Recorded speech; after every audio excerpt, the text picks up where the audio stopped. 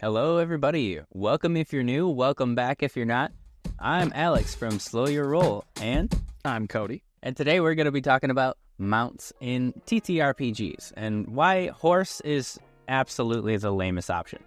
It can be used as your first stepping stone, and it's an easy goal to achieve, but let's be real here. You know your players want to have something a little more interesting, like maybe an elemental, who knows, a drake, griffin, a bear. Any of those can be a mount for your players. You just got to get creative. That is absolutely right, and the first one that was mentioned was elementals, and that sounds awesome, so let's just dive right into that idea.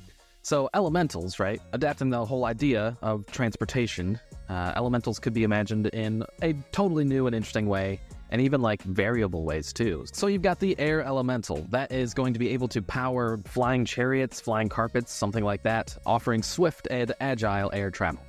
And then maybe on the opposite side of the coin, you have the earth elemental, able to transform or be this sturdy carriage-like vehicle that can traverse any land or difficult terrain, possibly even burrowing underground and bringing its passengers with it. The ultimate all-terrain vehicle. 4x4. All right, so next on the list, we've got water elemental, of course. And this one kind of goes like you'd imagine. This could easily pull a boat or form some sort of water ship or maybe even like submarine, something like that. But this thing would be able to sail and glide across water with unmatched speeds. Poseidon is totally using these. Oh yeah. And lastly, for the common elementals, you've got your fire elemental. Imagine pulling a heat-resistant chariot through volcanic or fiery realms, completely unharmed by lava or flames. That's pretty cool. Absolutely. And a thing to consider for all of these is gonna have to be taming. How are you actually gonna acquire this mount? Most of the time, elementals are single-minded, so it might be pretty easy to get them to bind an oath to you. But special care might need to be taken for specific elements. Like, if you are going to have a fire elemental, you're probably going to need to have a specific harness that can handle the elemental. And what do you think an elemental eats? Probably its own element, so you better start making fires. And if you're a player watching this video, you're already thinking, what about dragons? I want to ride dragons, right? There's a few things to consider with that. First off, they can fly, which might be a little too strong, so your DM might not go for that. Also, they're technically sentient creatures. It'd be like riding your buddy Kyle and as your horse. Is that? I don't know. I'm not so sure about it. So how about we consider drakes? Drakes are the less intelligent cousins of dragons, right? That way you don't have to worry about the ethical concerns of riding a sentient being. Though they are the little cousin of the dragon, that doesn't mean that they're weak, so they could definitely still carry heavy loads comparable to even large horses. Taming them might be a little bit more challenging. I'm sure it'd be doable, especially if you have a ranger in the party that is pretty familiar with dragons already, then it'd be a little easier. Or if anyone has watched the first movie of Avatar. Exactly. And of course, to consider the special care for this creature, it's going to eat a lot of meat, and it's going to have, or want, a large territory to roam. Another thing that can pull your cart and possibly even into the sky is going to be griffins. This would be an amazing mount for you to just ride into battle with a sword, but it would probably be an excellent pack animal. And a griffin is going to be a carnivore, so you're going to need a lot of meat on hand, just like the drake, and it may honestly be just as powerful. So, taking to the skies with a griffin might be just as cool as a dragon. You never know. But if you are going to have a griffin as your companion, they are loyal to a fault. They're not necessarily going to be dealing with other people on your behest. If you're a little more old school and you're like, man, just give me the horse, but I just want my horse to be a little bit cooler. You've got the Pegasus or a unicorn, right? So envision a majestic creature that combines the grace and beauty of both a unicorn and a Pegasus even. That'd be cool. Right, the Pegacorn. The Pegacorn with wings and a horn. It's all there. The Unisys. Oof.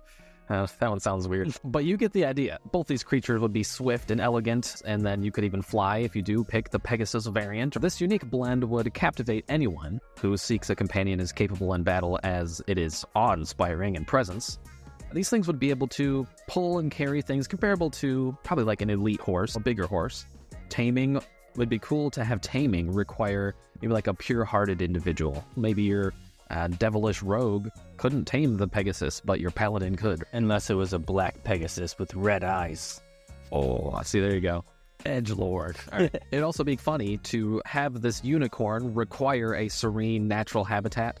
It would be hilarious if you required the person who had a unicorn to, like, wake up like a Disney princess, like, la, la, just really play into it. Yeah. You have to do that, or doing anything on your unicorn will give you disadvantage throughout the day because your unicorn's unhappy. Exactly. Another thing that I've personally wanted in-game is Chocobos. I'm actually a really big fan of Final Fantasy. I've been playing it my whole life. There's been a bunch of Chocobo mini games that I've played, and there's even a bunch of different colors. The yellow Chocobo is probably what everyone's thinking of, and it's good for basically all terrains. Chocobos are actually large, so they're going to be able to pull more than a horse and a little bit faster too, which is some of the best things about Chocobos. The fact that there's other colors means that there's different Chocobos suited for separate kinds of environments. So you could totally have a blue Chocobo for cold environments, a red Chocobo for hot environments, maybe even go even farther with green or pink. You never know. There could be a breeding variation between the red ones or maybe the green ones in the jungle. Just make up a couple of different ones because I think there's a whole color spectrum that you could use from Final Fantasy. My three favorite color the three kinds of terrains that we've been talking about though. As previously mentioned, the Chocobos should be able to carry or handle quite a bit. So they would be able to carry maybe slightly more than your horse. Taming would be difficult, but with how many exotic mounts there could be with Chocobos, they're generally friendly. So really, you just gotta shoot your shot, and hopefully training for specific tasks or environments don't take too much more effort. But the special care with these interesting, large, elegant chicken creatures, their diets consist mainly of grains and vegetables, not too different from a giant mystical chicken creature.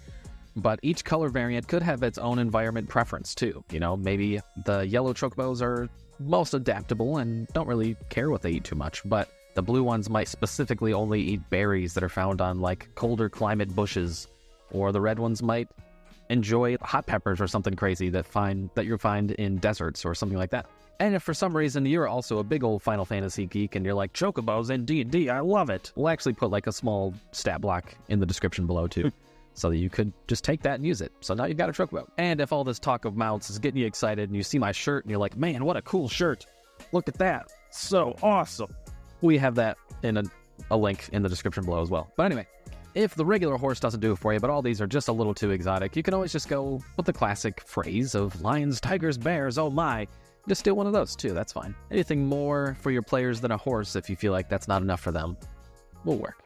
But anyway, thanks for stopping by. Please do subscribe, comment, whatever it takes to engage with the video, as we would like to make a bunch more videos for you to see in the future. But other than that, we'll see you later. Bye, everybody.